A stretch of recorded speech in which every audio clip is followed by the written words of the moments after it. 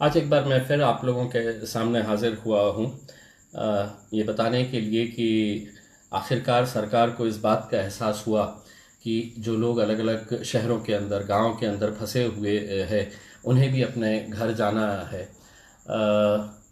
अगर यही फैसला अगर पहले ही ले लिया जाता तो शायद इतनी दिक्कतों का सामना नहीं करना पड़ा होता।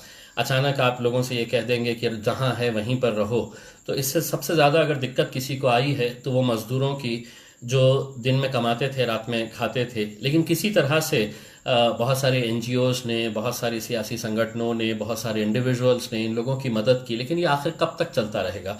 जब सरकार के ऊपर बहुत ज़्यादा दबाव पड़ा कि बहुत ज़्यादा लोग ऐसे फंसे हुए हैं और इन्हें भी अपने घर जाना है, क्योंकि ये सही बात है कि जब ये कोरोना वायरस का कहर आया तो हर माँ बाप चाहता था कि हमारे बच्चे हमारे पास होना चाहिए, और हर शख्स ये कोशिश में लगा हुआ था कि मुझे मेरे घर तक किसी तरह से पहुंचा दो।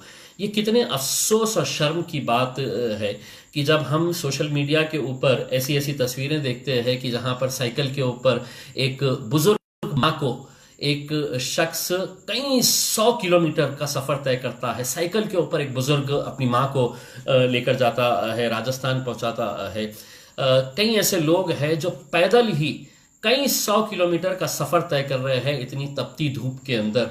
इसके लिए आखिर कौन जिम्मेदार है? देखिए, जिम्मेदारी जिसकी भी है, अगर हमने अभी कहना शुरू करा तो आप कहेंगे कि हम सियासत कर रहे हैं, लेकिन नहीं, ये आवाज़ हम यकीनन लोकसभा के आने वाले अधिवेशन के अंदर उठाएंगे कि किस तरह गरीबों के साथ ये छेड़छाड़ किया गया है।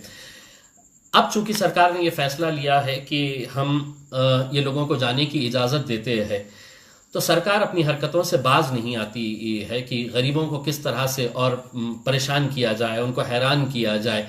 जो कंडीशंस लगाई गई है कि अगर आपको अपने गांव जाना है, अपने शहर जाना है, तो आपको महज सिर्फ इतना नहीं करना है कि आपको अपनी गाड़ी अरेंज करना है, आपका मेडिकल टेस्ट करवाना है। अगर आप ओके अगर है मेडिकल सर्टिफिकेट में, अगर आपका ओके आ जाता है, आप गाड़ी में बैठिए और चले जाइए। नहीं, लेकिन उसका भी एक प्रोसीजर तैयार किया गया है उन गरीबों के लिए जो अभी खाने के मोहताज है, जिनके पास अनाज के लिए भुखमरी से वो इतने परेशान है, और सरकार उनसे कहती है कि ठीक है, हम तुमको पासेस देंगे, लेकिन आपको वो पूरा प्रोसीजर कंप्लीट करना पड़ेगा।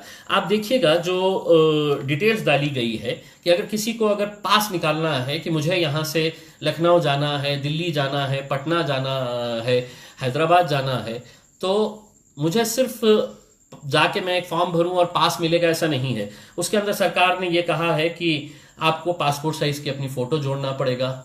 अब कहाँ पे है, कौन से फोटो स्टूडियोज चालू है? अगर किसी के पास नहीं है फोटो तो वो क्या करेगा? आपको आधार कार्ड चाहिए।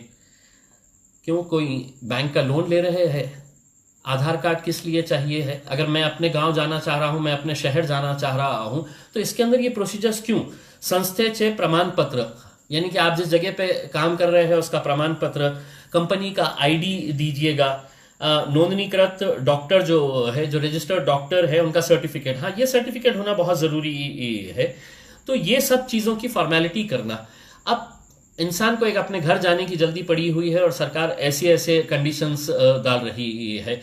एक ईमेल आईडी दे दिया गया है कि आप ऑनलाइन जाइए और ऑनलाइन जाकर आप http covid19.mhpolice.in, अब ये इसके ऊपर जाइए और अपना फॉर्म भर दीजिएगा। मुझे ये बताइएगा कि सिर्फ महज औरंगाबाद के अंदर करीब, एक अंदाजे के अनुमान के हिसाब से, करीब 1,500 से 2,000 ऐसे मजदूर लोग हैं, ऐसे कामगार लोग हैं जो उत्तर प्रदेश से ताल्लुक रखते हैं या बिहार से ताल्लुक रखते हैं या झारखंड से ताल्लुक रखते हैं। ये कब जाएंगे वेबसाइट के ऊपर, और वेबसाइट के ऊपर जाके ये प्रोसीजर कब कंप्लीट होगा? तो इन सब दिक्कतों को देखते हुए मैंने ये तय किया है कि मैं एक अपने ऑफिस के ऊपर हम एक हेल्प डेस्क तैयार कर रहे हैं, जिसमें हमारी पूरी टीम वहां पर सुबह 11 बजे से लेके दोपहर में 2 बजे तक वहां पर बैठेगी। अब जो लोग अपने अपने गांव को जाना चाहते हैं, और मैं सिर्फ ये औरंगाबाद के हद तक बात कर रहा हूं, मुझे मालूम है कि दूसरे जिले के भी लोग उतने ही परेशान होंगे। मैं दूसरे जिले के वहां के जितने भी नेता हैं उन लोगों से अनुरोध करूंगा कि इसमें लोगों की मदद करें। तो हमारा ये सेंटर है, मेरा ऑफिस दिल्ली गेट के कलेक्टर ऑफिस के बाजू में ही है, मेन चौराहे के ऊपर तो वहां पे हमारा एक हेल्प डेस्क हम बना रहे हैं। वहां पे हमारे 6 लोगों की टीम 11 बजे से दोपहर में 2 बजे तक वहां पर मौजूद रहेगी। आप वहां पर अपने डॉक्यूमेंट्स लेकर आइएगा। और ये एक कंपलसरी ये किया गया है कि अ, आपको अगर कहीं जाना है तो अपनी गाड़ी का इंतजाम आप खुद करिए। अब देखिए कि सरकार की बेशर्मी की हद कितनी है कि ये गरीब लोग जिनके पास खाने पीने के लिए नहीं है, वो कहते हैं अगर किसी को समझ लीजिएगा अगर उत्तर प्रदेश में जाना है तो कहां से कौन सी गाड़ी अरेंज करेगा, कहां से वो पैसा लेकर आएगा। अगर कहीं दिल्ली जाना है, कहीं पटना जाना है, झारखंड जाना है, तो ये पैसे कहां से लेकर आएंगे। सरकार ने तो बड़ी आसानी से कह दिया है कि आप अपना गाड़ी का इंतजाम खुद करें, बल्कि उनके नोटिफिकेशन के अंदर ही ये किया है कि आपका खर्चा आपको ही बेयर करना पड़ेगा, सरकार कुछ नहीं करने वाली है। तो ये बहुत ही अफसोस और शर्म की बात है।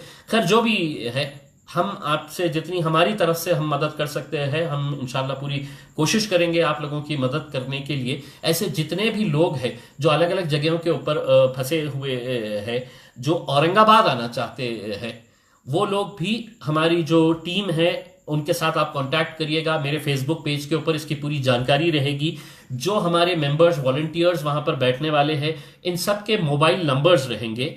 और साथ ही साथ हमने एक सेपरेट ईमेल तैयार किया है। उस ईमेल आईडी के ऊपर, ईमेल आईडी है आईजे यानी कि इम्तियाज जलील का IJMP helpdesk@gmail.com, IJMP helpdesk@gmail.com, IJMP helpdesk ये पूरा वन वर्ड है @gmail.com।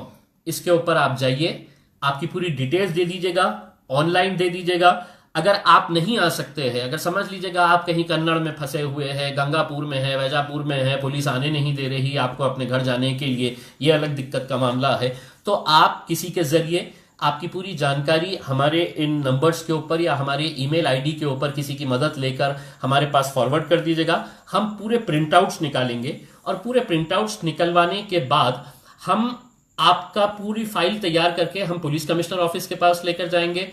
जो आउट ऑफ स्टेट है, आउट ऑफ स्टेट जो जाने वाले हैं, यानी कि महाराष्ट्र के बाहर जिन्हें जाना है, उसकी परमिशन जिलाधिकारी के पास से मिलेगी। तो उनकी फाइल पूरी तैयार करके हम वहां पे सबमिट करेंगे और कोशिश करेंगे कि जल्द से जल्द आपकी परमिशन आ जाए। और आपकी परमिशन आने के बाद आपको आने की जरूरत नहीं पड़ेगी, हम खुद आपके घर तक ये पहुंचाने का इंतजाम करेंगे।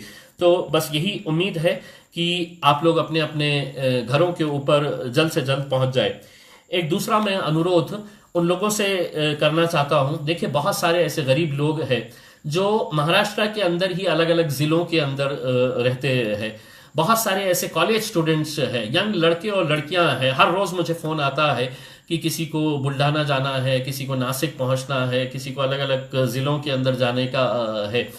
तो ये लोगों को भी जाने के लिए कहीं ना कहीं कोई इंतजाम, क्योंकि सरकार ने तो कहा है कि आपको अपनी गाड़ी, अपना पैसा खर्च करने का है।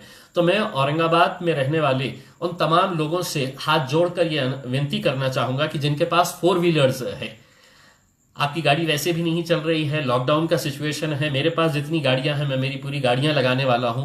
अगर आप अपनी गाड़ी अगर इस नेक काम के लिए अगर हमें देते हैं अपने ड्राइवर के साथ, तो वो गाड़ी का नंबर भी आप हमारे इस हेल्प डेस्क के ऊपर दे दीजिएगा। आपका ड्राइवर रहेगा। अगर समझ लीजिएगा कि 4 बच्चियां हैं जिन्हें हमें अहमदनगर तक पहुंचाना है, कोई गरीब बच्चे हैं जिन्हें हमें जालना का, परभनी तक पहुंचाने का है, इसके लिए गाड़ियां लगने वाली है। वरना सरकार परमिशन दे देगी और कहेंगी कि अब तुम जाओ, परमिशन से पैदल जाओ, साइकिल पे जाओ, काय पे भी जाओ करके, लेकिन ये हमारी जिम्मेदारी है। तो तमाम वो लोग जिनके पास 4 व्हीलर्स है रखी हुई, कम से कम इस नेक काम के अंदर आप हाथ बटाइए। आपकी गाड़ी का नंबर, आपके ड्राइवर का नाम अगर आप इसी ईमेल आईडी के ऊपर IJMP helpdesk@gmail.com के ऊपर अगर आप देते हैं, तो मैं समझूंगा कि आप एक नेक काम के अंदर बहुत बड़ा अपना योगदान करेंगे। क्योंकि अकेले हम कुछ नहीं कर सकते, अगर आप साथ में है तो ऐसा कोई भी काम नहीं है जो नामुमकिन है। ऐसी मुश्किल घड़ी के अंदर हम सबको हम सबको साथ में मिलकर आना है और इस मुश्किल घड़ी का सामना हम सबको करने का है।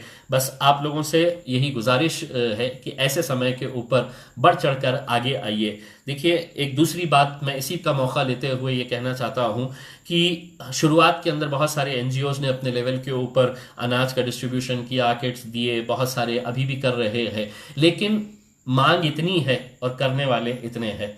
अगर आप थोड़ा सा योगदान अगर करेंगे, किसी के भी, जिस कोई एनजीओ काम कर रहा है, अनाज बांटने का काम कर रहे हैं, हम खुद काम कर रहे हैं मेरे ऑफिस के ऊपर से, आप कुछ नहीं, पैसा नहीं किसी को दीजिएगा, उसमें आप उनके पास अनाज पहुंचा दीजिएगा, किसी को गेहूं दे दीजिएगा, चावल दे दीजिएगा, आपकी तरफ से हम बांटने का काम करेंगे। या हमें नहीं तो आप किसी भी एनजीओ को जो एक नेक काम के अंदर हिस्सा ले रहा है, उसको आप अनाज पहुंचाने का काम करिएगा, क्योंकि बहुत सारे लोगों तक पहुंचने का है और करने वाले बहुत ज्यादा लोग नहीं है। अगर आप हाथ बटाएंगे, अगर आप साथ देंगे, तो यकीनन हम ये काम को बहुत आसान कर सकते हैं। एक बहुत अच्छा काम है और मुझे यकीन है कि औरंगाबाद की जनता, औरंगाबाद ज़िले के अंदर जितने भी लोग हैं, वो अपने अपने घरों तक पहुंच जाएंगे अगर आप लोगों का साथ रहा। बहुत बहुत धन्यवाद। Thank you.